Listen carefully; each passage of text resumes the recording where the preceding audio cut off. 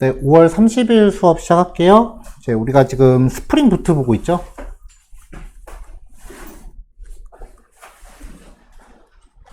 자, 지금까지 한 과정이 이제 스프링 부트로 이제 작업하기 위한 어떤 초기화 과정이에요.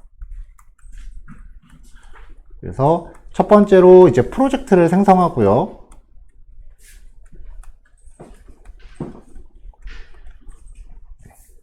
프로젝트 생성하는 과정에서 이제 사용할 라이브러리 같은 것도 선택하고 그러죠. 그 다음에 두 번째 과정이 로깅 설정. 로그 처리를 하기 위한 설정을 하고요. 그리고 이 로그가 이제 자동으로 처리될 수 있도록 인터셉터 설정.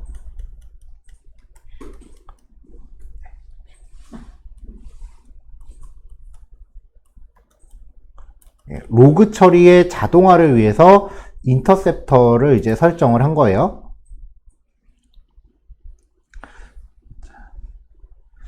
자, 그 이후에 이제 추가적으로 설정이 들어가는 부분들은 이제 그때그때 필요할 때마다 설정을 할 건데, 예를 들면은 나중에 이제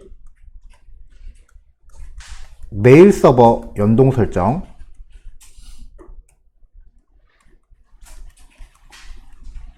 그 다음에 데이터베이스 서버 설정, 그리고 스케줄러 설정,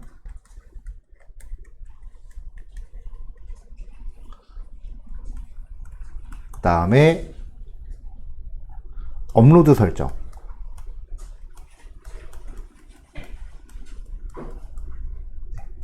뭐 이런 내용들이 있어요. 자, 1번부터 3번까지는 이제 모든 작업에 필요한 공통 부분이고요. 그 다음에 나머지 부분들은 딱 특정 주제에만 속하는 설정들이기 때문에 지금 빨간색으로 표기되어 있는 부분들은 이제 해당 단원들에서 이제 설정 내용을 진행을 할 거예요. 그러니까 여태까지 한 게 결국은 우리가 한 게 그냥 정리하면 헬로월드 찍은 거예요.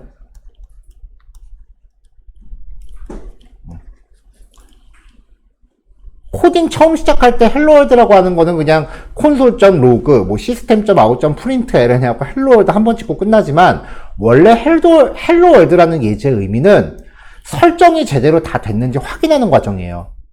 그래서 헬로월드가 원래 되게 무거운 주제예요. 프레임워크로 들어가면.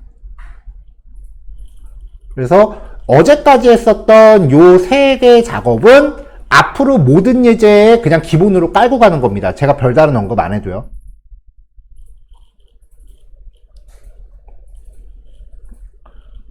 자, 그럼 이제 오늘 본격적으로 백엔드가 진행해야 될 부분을 이야기를 해볼 건데,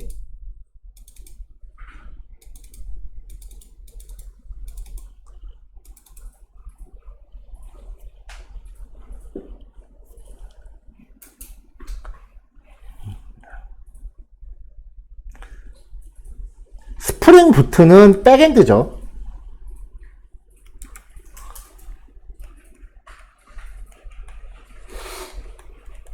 이게 우리가 만드는 스프링 부트죠. 자, 그 다음에 이 백엔드와 연동하기 위해서 프론트엔드가 있죠. 이 프론트엔드는 지금은 우리가 HTML, CSS, 자바스크립트의 조합으로 하고 있지만, 스프링 부트가 끝난 다음에는 리액트 JS라는 프레임워크로 이제 진행을 할 거예요.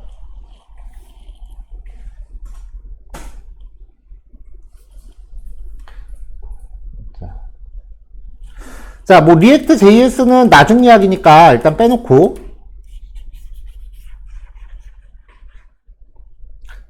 사실 이 프론트엔드라고 하는 개념, 전에도 얘기했었지만 이 프론트엔드라고 하는 개념이 되게 애매해요. 우리가 스프링 부트로 만든 거를 통칭 백엔드라고 부르는데, 엄밀히 말하면은 스프링 부트 자체가 백엔드가 아니고요. 스프링 부트는 웹서버예요.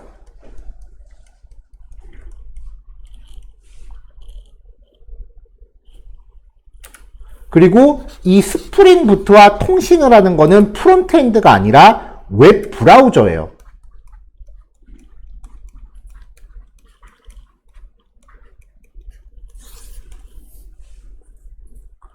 이 스프링 부트로 만든 웹서버 안에 컨트롤러가 있고요. 그리고 뷰가 있는 거죠.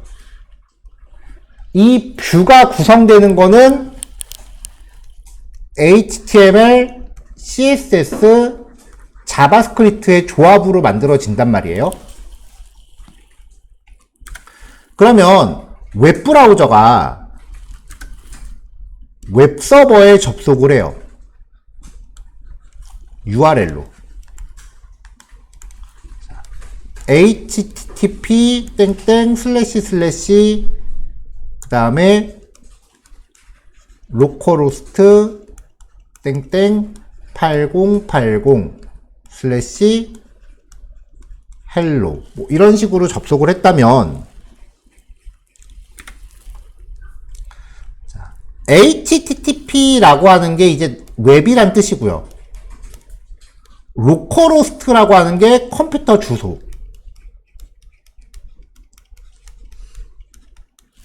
컴퓨터를 다른 이름으로 호스트라고 해요.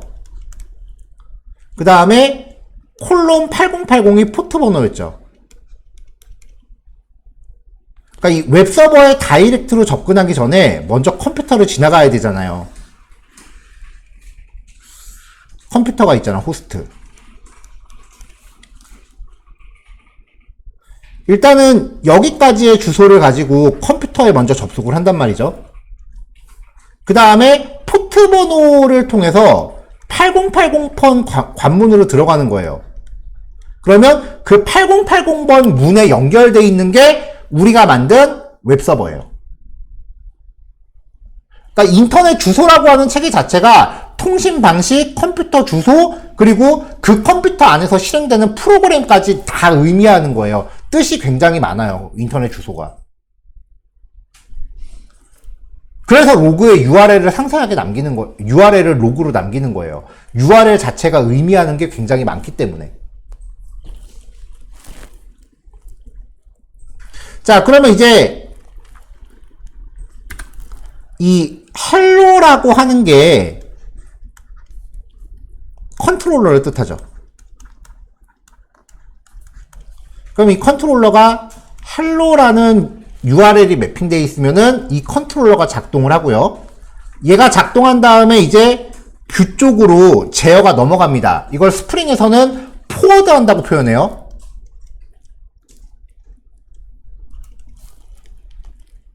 그럼 이 뷰의 실행 결과가 웹브라우저로 전달이 되는 거죠.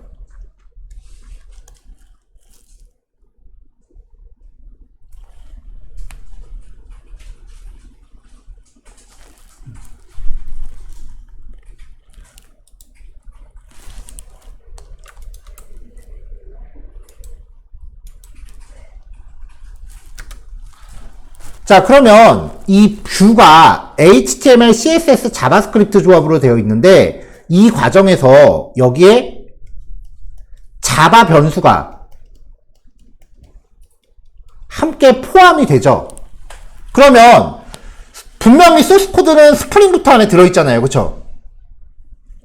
그럼 HTML하고 CSS하고 자바스크립트가 이 웹서버 안에서 작동을 할까? HTML, CSS, 자바스크립트는 스프링 부트 입장에선 그냥 문자열일 뿐이에요. 여기서 작동하는 코드가 아니에요. 그냥 문자열이야. 근데 이 문자열이 웹브라우저로 전달이 되면은 이 HTML, CSS, 자바스크립트가 문자열로 들어간단 말이에요. 근데 웹브라우저 안에 딱 도착을 하면은 여기서는 작동을 해요. 그래서 웹서버가 저장하고 있는 HTML, CSS, 자바스크립트가 웹브라우저로 전송이 돼서 그 안에서 작동할 때 그걸 프론트엔드라고 불러요. 이게 개념이 되게 애매한 거예요. 프론트엔드는 무조건 웹브라우저에서 작동하는 거라고 얘기하면은 뭔가 좀 아기가 안 맞아. 왜냐면은 그럼 웹서버라는 개념 자체가 전혀 안 잡힌 상태가 되거든요. 그래서 프론트엔드 수업하기가 되게 힘든 게 뭐냐면은 우리는 지금 풀스택이잖아요. 그러니까 이 얘기를 할 수가 있는데 프론트엔드 같은 경우는 아예 이 존재 자체를 몰라요. 웹서버라는 존재를. 그러니까 프론트엔드 수업하는 사람, 프론트엔드 수업에서는 이 개념을 설명하기가 되게 힘들어. 본 적이 없으니까 이해를 못해요, 잘.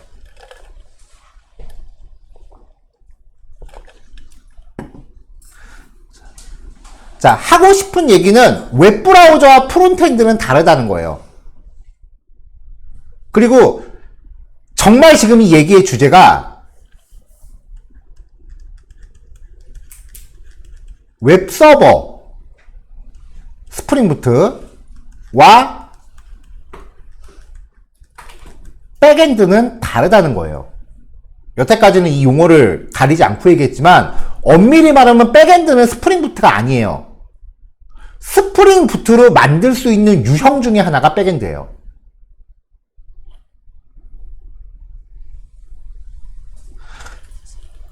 자, 웹브라우저에 전달된 HTML, CSS, 자바스크립트가 일반 A 태그를 통해서 페이지 이동을 한다고 칩시다. 그러면 다시 URL을 타고 웹서버에 들어가서 컨트롤러를 부르고 컨트롤러에 연결되어 있는 뷰를 전달받겠죠. 이 사이클을 다시 탄다고요. 이때는 백엔드라고 안 불러요. 근데 AJAX를 통해서 컨트롤러를 호출한다고 칩시다. 그럼 그때는 이 컨트롤러가 뷰한테 포워드를 하는 게 아니라 직접 출력을 해요. AJAX를 통해서 올 때는. 이때는 제이슨을 주겠죠. 이때만 백엔드라고 해. 백엔드하고 스프링부트하고 동일시 하시면 안 돼요.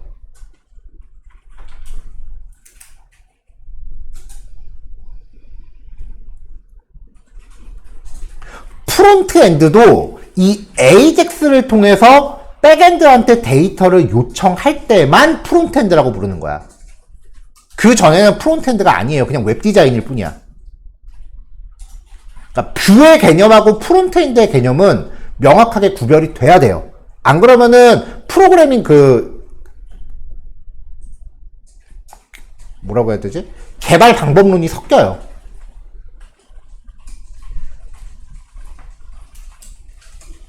자, 그럼 이제 여기에서의 컨트롤러가 뷰를 호출하는 방식과 AJAX를 통해서 제이슨 형태의 컨트롤러를 호출하는 거에 명확한 차이가 뭐냐? 차이가 뭐냐면 HTML을 뷰로 사용할 경우에는 자바 변수를 HTML에 출력하는 구조죠. 그러니까 데이터가 자바 변수 형태로 있는 걸 우리가 타임리프로 출력하잖아요. 그러니까 데이터를 관리하는 주체가 자바야. 자바 개발자가 데이터를 관리를 해요. 근데 AJAX로 백엔드한테 제이슨을 받아오면은 어쨌건 데이터가 통째로 자바스크립트로 들어가는 거잖아요. 그러니까 웹 디자인을 하던 퍼블리셔들이 데이터를 관리를 해야 돼. 그러니까 데이터를 직접적으로 개발하는 사람들을 프론트엔드 개발자라고 하는 거야. 프론트엔드와 웹 퍼블리싱의 차이는요, 데이터를 다루느냐 안 다루느냐의 차이예요.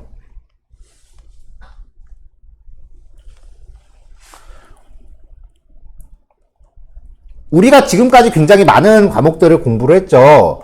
HTML, CSS, 자바스크립트, 그 다음에 자바, 그 다음에 DB, 그리고 스프링 부트로 지금 하고 있어요.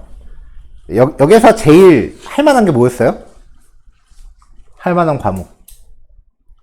아마 HTML이 제일 할 만했을 했을걸요?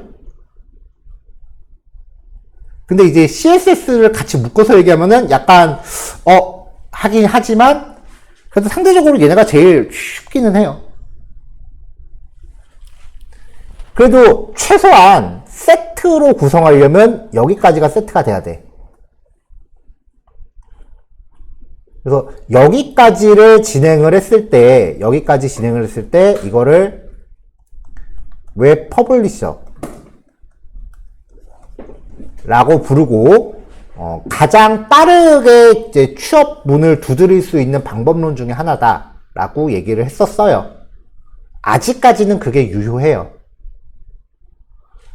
근데 이렇게 이제 취업문 시장을 두드리면은 일단 스프링 부트나 자바보다 쉽잖아요. 그쵸? 솔직히 쉽잖아. 어려운 거 하는 사람이 연봉 더 많이 받겠어? 쉬운 거 하는 사람이 연봉 더 많이 받겠어? 상식적으로. 당연히 어려운 거 하는 사람이 연봉을 더 많이 받겠죠. 그래서 웹 퍼블리셔가 연봉이 낮아요. 취업은 제일 빨리 되지만 연봉이 낮아. 그리고 그만큼 재직 기간이 길진 않아요.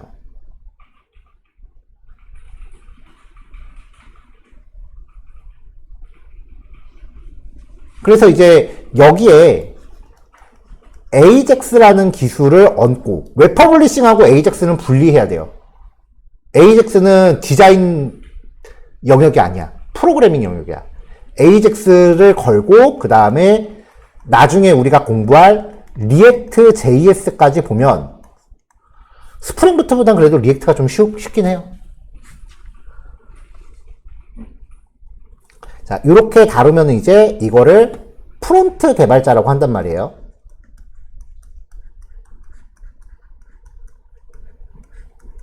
근데 사실 이제 리액트 JS만 해서 프론트 개발로 하려면은 당장 취업은 가능할 거야.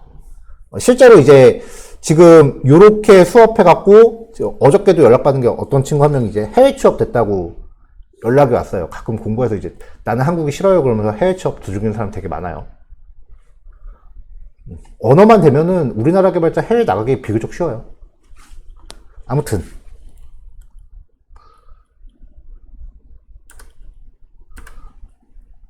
여기에 이제 나중에 타입스크립트랑 TS라고 부르죠. 타입스크립트라는 언어랑 그 다음에 Next.js라고 하는 프레임워크까지 프론트엔드계의 스프링 부트 같은 애예요. 여기까지 공부해야 이제 프론트엔드 개발자 스택이 완성이 돼요.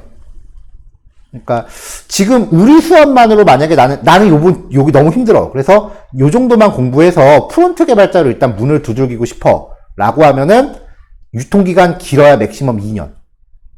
우리와 같이 공부한 건. 그럼 요거를 이제 조금 더 공부를 하셔야 돼요. 나는 이것도 힘들어.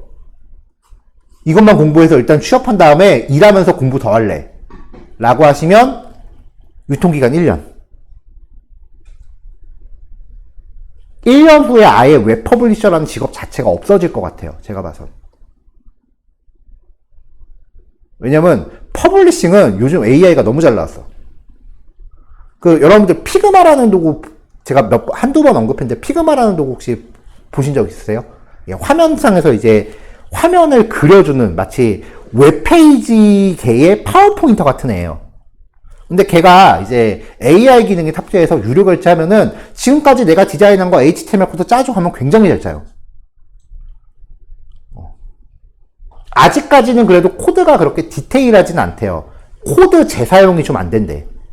그래서 글자 색깔이 빨강색이면 이거 다 스타일리스트 코드가 따로 들어가는 거라서 이제 코드 재사용을 시키려면은 실제 사람이 코드를 한번 이제 리팩토링을 해야 된다라고는 하는데 그것만 제외하면은 굉장히 퀄리티 높게 잘 나온대요. 단점은 아직까지는 PC용 웹사이트 같은 그런 대형 페이지는 조금 무리고 모바일 웹페이지 정도. 모바일 웹페이지는 들어가는 게 얼마 없잖아요. 그쵸? 여기서 한 가지 여러분들 팁을 알려드리면 프로젝트 할 때 대상을 모바일 웹으로 잡으면 일거리가 확 줍니다. 생각을 해봐. 그쵸? 대신에 테스트가 좀 빡세지. 왜냐면 스마트폰으로 테스트해야 되니까.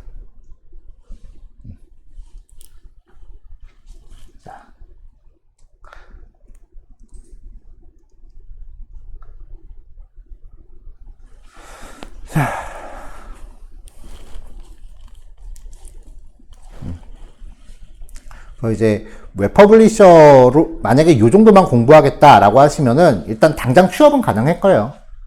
근데 만약에 실무 개발자로 일하기에는 좀 애매한 거죠. 근데 이제 여기까지 공부해서 먹히는 경우가 있어.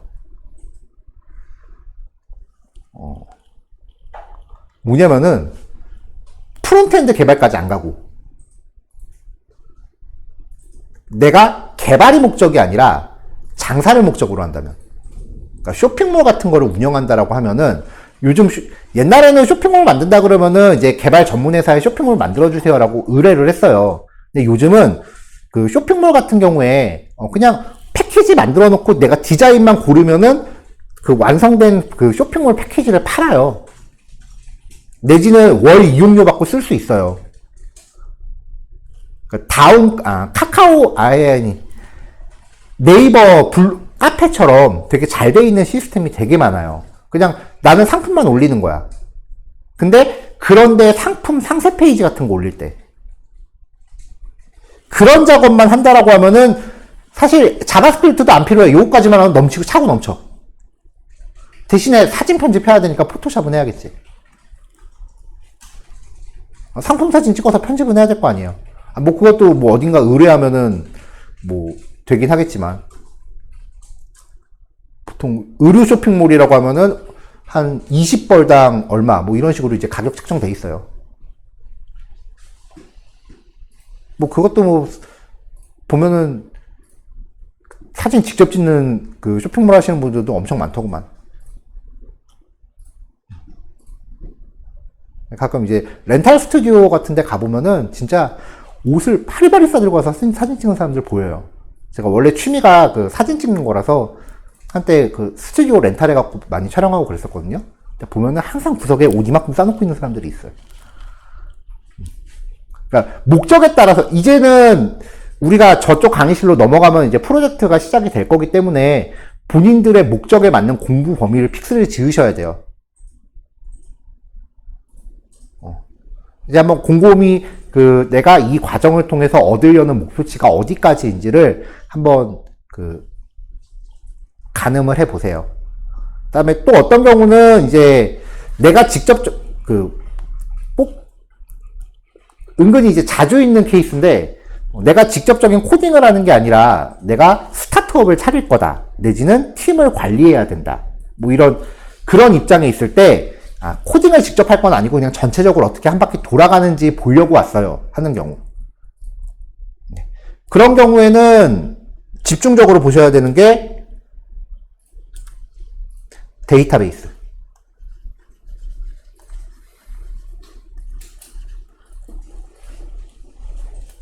내가 전문 개발 코딩을 직접 하는 게 아니라 그 코딩하는 사람하고 뭔가 협업을 해야 되거나 관리를 해야 된다라고 하면은 전체적으로 그냥 흘러가는 흐름만 알면 돼요. 근데 데이터베이스는 웬만한 개발자 뺨치게 해야 돼요. DB 구조를 알아야 시스템에 대해서 논할 수 있어. 그리고 대체로 전문 개발자가 아닌 경우에 ERD를 더 많이 그려요. 그 다음에 여러분들 포트폴리오 끝에쯤에 제가 이야기할 각종 다이어그램들, 그 밖에 문서들, 이런 것들을 되게 잘 하셔야 되고요.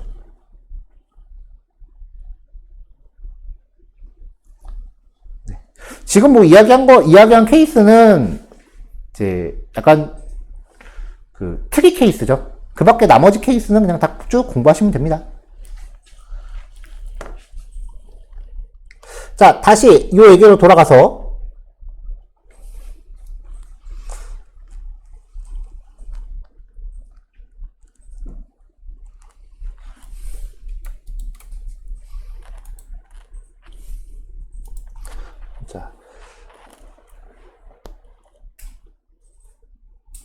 웹브라우저에서 작동되는 HTML이, 웹브라우저에서 작동되는 웹페이지가 링크로 이동을 하건 AJAX로 백엔드에 접근을 하건 어쨌건 URL이라는 매개체를 통해서 컨트롤러를 호출한다라는 것만큼은 변치 않아요. 링크를 클릭하건 AJAX로 호출을 하건 어쨌건 URL을 통해서 컨트롤러를 건드리는 것까지는 변치를 않아요. 이때 이 전달되는 URL을 우리가 요청이라고 하고요. 이 요청의 방식이 네 가지가 있었죠. 뭐였죠? get, post, put, delete.